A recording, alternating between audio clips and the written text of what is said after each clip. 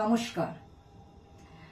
ধ্রুব ফাউন্ডেশনের পক্ষ থেকে নেতাজির 29তম জন্ম শতবার্ষিকী আমরা পালন করছি কবিতা নাটকের মাধ্যমে।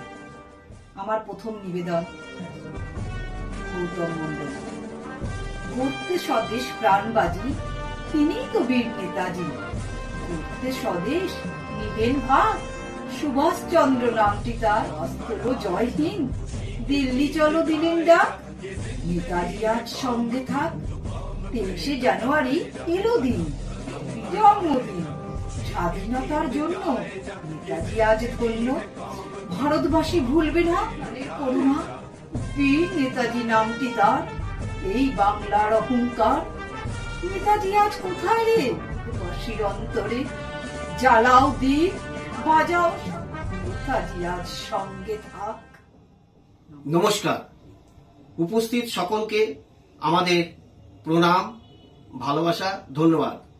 ধ্রুব ফাউন্ডেশনের তরফ থেকে আজ আমরা নেতাজি সুভাষচন্দ্র বোসের 129তম জন্মজয়ন্তী পালন করছি শ্রুতি নাটক, কবিতা পাঠের মাধ্যমে। আমি গৌতম মন্ডলের লেখা একটা কবিতা পাঠ করছি। বিপ্লবী সুভাষ, কবি গৌতম মন্ডল।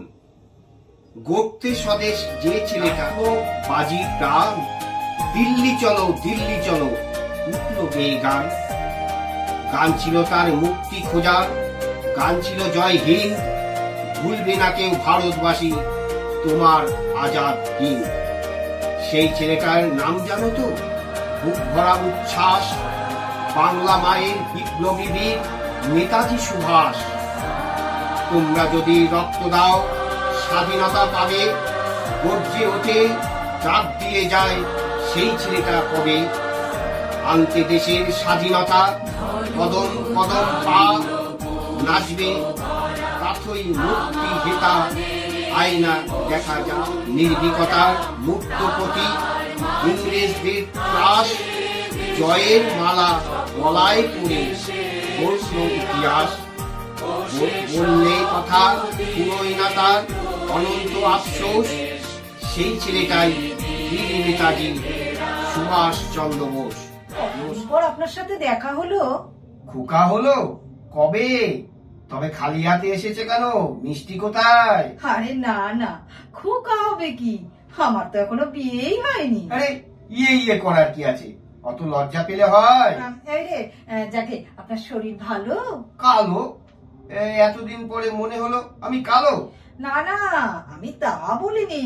আমি বললাম ভালো আছেন। ভালো ভালো। আরে অত চেঁচাচ্ছেন কেন? আমি কি কানে কম শুনি নাকি? অত চেঁচালে আমার কানে লাগে। বলে দিনের বেলায় তোমার আলো লাগবে কি কারণে? চারিদিকে এত আলো। কি সমস্যা? অমাবস্যা। দুদিন আগে তো পূর্ণিমা গেল, এখন কি করে অমাবস্যা হবে? দিনের বেলা আলো জ্বালো বলছো, অমাবস্যা বলছো। তোমার কি মাথা খারাপ হয়ে গেল? আরে বাবা রে বাবা, এ তো একেবারে কালা। তুমি আমাকে এই গালাগালি দিলে, ওই শালা বলে।